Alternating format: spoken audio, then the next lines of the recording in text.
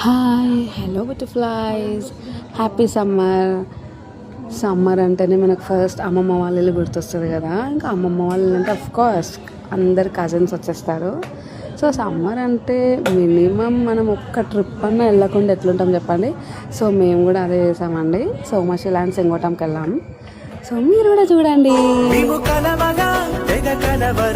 అసలిది కదా ఒక సంబరం, ఒక వరసలా